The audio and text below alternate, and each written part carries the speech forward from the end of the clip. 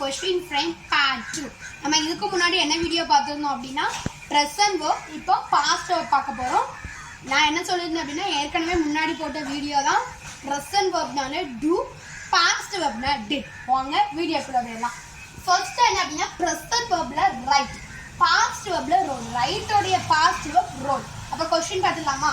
Did you right a letter yesterday?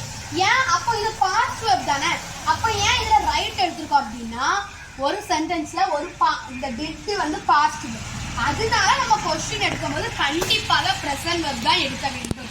இதே answer கொடுக்கும்போது short form S I did, இதே ஃபுல்லாக சொல்லும் போது எஸ் ஐ ரோட் எ லெட்டர்னு சொல்லணும். ஏன்னா அதில் நம்ம எது பாஸ்ட் வேர்ப் டிட் யூஸ் பண்ணலை, அதனால தான் நம்ம இந்த சென்டென்ஸ்குள்ள ரோட் கொடுக்குறோம். இதே வேற சென்டென்ஸ் இருந்துச்சுன்னா அந்த சென்டென்ஸோடைய பாஸ்ட் வேர்ப் தான் நம்ம சொல்லும்போது சொல்லணும். Okay.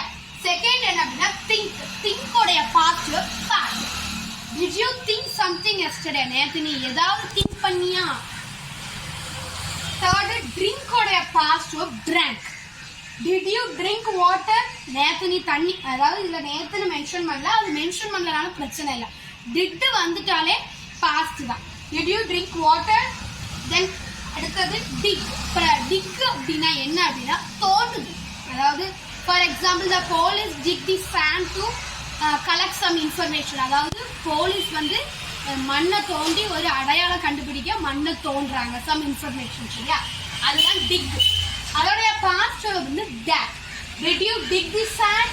Did you dig the sand? அடுத்தது என்ன அப்படின்னா டேக். டேக் அப்படின்னா எடுக்கு. அதனுடைய பாஸ்ட் வேர்ப் டுக். இதுக்கு வந்து என்ன வரும் அப்படின்னு நீங்க கமெண்ட்ல மென்ஷன் பண்ணணும். இதுல இருந்து உங்களுக்கு ப்ரெசன்ட் வேர்ப் பாஸ்ட் வேர்பும் நிறைய தெரிஞ்சிருக்கும். அதனால நம்ம நெக்ஸ்ட் வீடியோல பார்க்கலாம். தேங்க்ஸ் ஃபார் வாட்சிங்.